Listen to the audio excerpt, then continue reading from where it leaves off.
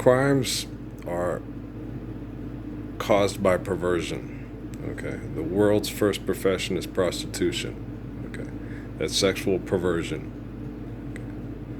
It's using sexuality to manipulate people for what you want, instead of using sexuality for what it's given, for the gift it's given. Okay, sexuality is to live through loving one another. All right. When you use sexuality to make money and feel more powerful and manipulate more people with your money and your power, you become a pervert who is criminal, because not everybody commands the same amount of attention for sexuality through money, right? So sexuality wasn't given to us to compete over money. Sexuality was given to us to continue to live through loving one another, right? So if you are a pervert, you cause crimes, and then your perversion criminally engages. They had the one where the man was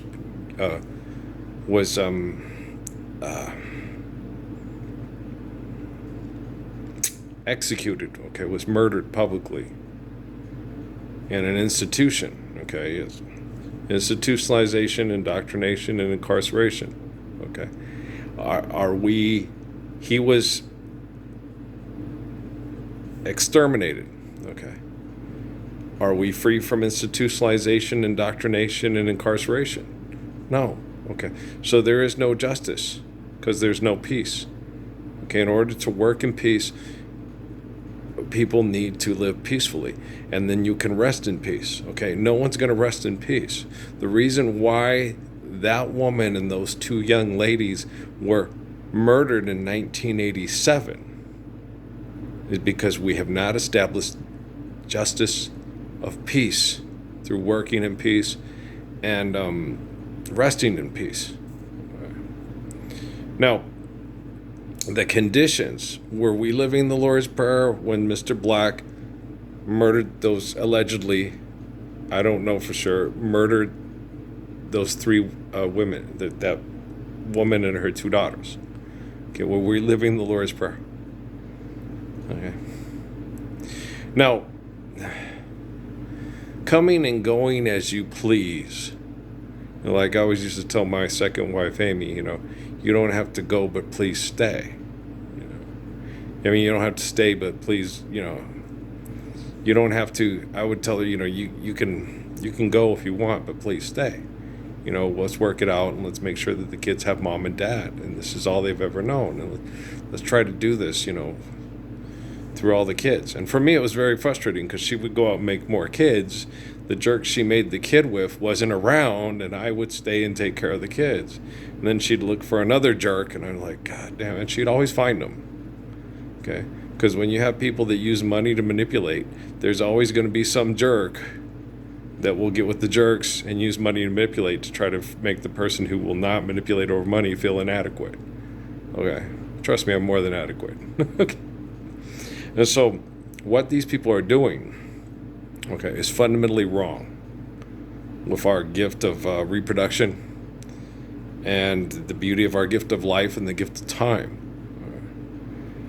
And so these are genocidal operations. I can't exactly tell you how they're still engaging in the way that they are. I can't talk to Tom Homan. Tom Homan does not listen to me. For some reason, because of his science tech support, he is more intelligent than me, according to him. The same with Donald Trump. The same with Joe Biden. Same with Hunter Biden. Apparently, if you go listen to and the dude that telling us, well, he's a scared old man, the asshole who put Clinton into office twice, right?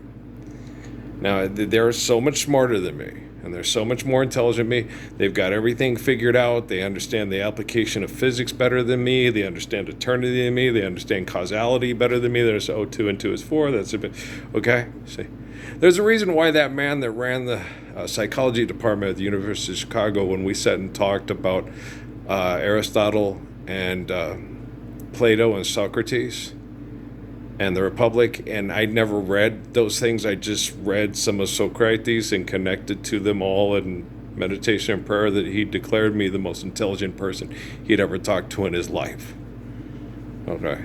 It was like, you can just sit here with this guy and talk to, and it pisses people off, because I would meet people that had their thesis in Pascal and studied Pascal for 30 years, and I could explain them Pascal better than they understood Pascal in 2 to 5 minutes. Okay. And, he thinks he's so smart. No. You think you're smart. Okay. Doing things incorrectly to manipulate people to feel powerful makes you feel smart, right? Okay. I'm trying to protect people from being mass murdered from you feeling smart. And I'm also trying to save you from eventually exterminated by drones and robotics technologies. Okay.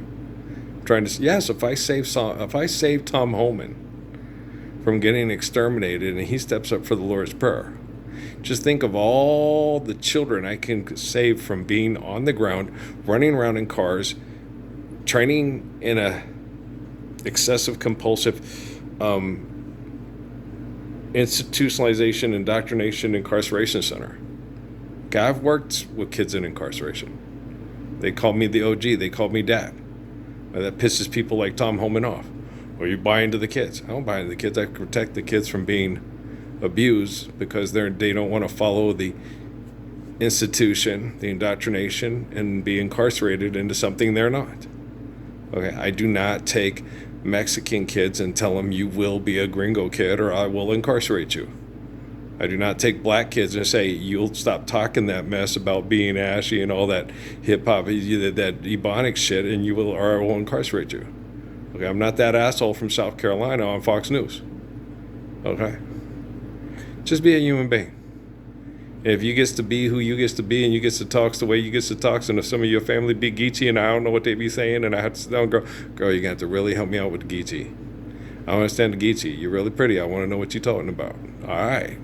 Okay, so walk me through it. Walk with me. Talk with me. Still waters run deep. There you go. Okay.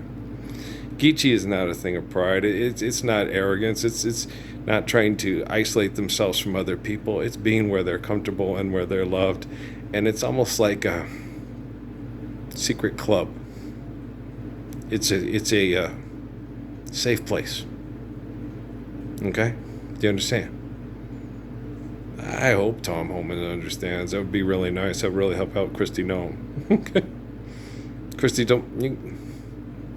you okay? I know, Lupita says that to me too. So he could be getting poisoned to death, abused, and being glared at by his father and his whole family wishing he was dead and going to hell in their heads. And he explains that to them all the time, and they'll look at him, what are you talking about? It's like, I'm the Messiah. I'm the living body of Christ. It says so in the Bible. You guys want to kill me and send me to hell and replace me with a cartoon character that you think is better than me in a book given to you by a bunch of child molesting murderers called Vatican City. It hurts. But he always, I hope they don't feel bad. I hope they don't feel like killing themselves. I hope they don't get sick and stressed and have an aneurysm because of the way they've treated me for the last 50 some odd years. You know, he's treated horribly for being the bravest man in the whole world. And then when he talks to you and you're in pampered conditions, he sits there and goes, are you okay? They're not hurting you. You're going to be all right? Is your family okay? That's how Earl is. He talks to you in Paris. Everything all right? Are you okay? It's like, did you see it? Yeah, my leg's better today. It's cool. Okay, yeah, but that means they tried to poison me to death. I get it. And they sprayed Roundup today, which is going to agitate it, and I'm going to get nauseous and sick again, and I'm going to get up tomorrow morning and cut everything that I can, and a gas mower it's not the healthiest thing in the world. I don't have enough money for an electric mower. I'm not Mark Zuckerberg or Elon Musk or Jeff or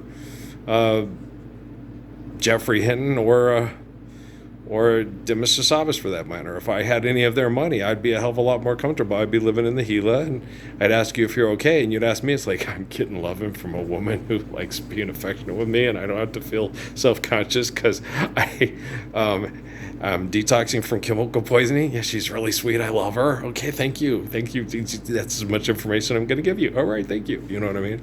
So, yeah, no, Lupita said that to me because he's so sweet. And you're in pampered conditions and given the best conditions that money can buy, and he's being chemically poisoned by the military, and he asks how you doing, and is your family okay, and are they safe? And him and his family are being mentally and emotionally abused by the worst pervert scientists in the history of the world, and he's walking everybody through it as calmly as he can because he's the sweetest, most caring person you've ever met. Thanks, Lupita. Thanks, Christy. Thanks. I like South Dakota. I ain't never been to South Dakota. I wanted to. We were going to go up to the Black Hills and stuff like that. Me and Amy, we never got to. Furthest we did, Wounded Knee was, not Wounded Knee. I didn't go to Wounded Knee. That would have really depressed the shit out of me. We went to, okay, yeah. We went to Last Stand. Okay. And the Little Bighorn and the Bighorn Rivers and stuff, yeah, and up near Billings, yeah, because we'd been, okay, you already know that, okay, yeah, so we went up there. No, I didn't do all the stuff. I just felt and connected to, Little Hawk wasn't there. It was Crazy Horse's brother. I don't spend as much time talking to Crazy Horse. Little Hawk's my guy, and so I have less prayer connections to Crazy Horse and High Hump, because Jesus wasn't their spirit guide. They didn't spend a lot of time talking to him. They thought that the white people that believed in him were crazy, and they weren't as trusting of him.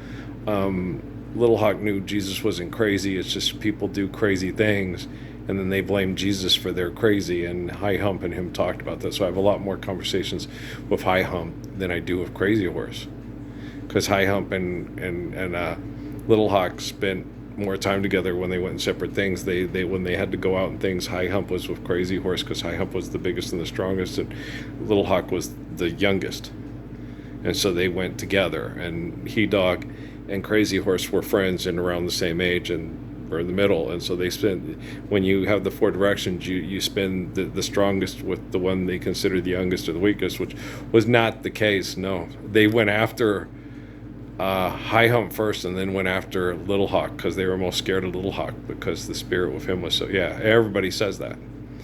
No, Crazy Horse wasn't jealous at all. He just was. He felt helpless that he knew his own people were going to assassinate his little brother and kill him, and they weren't going to be able to stop it.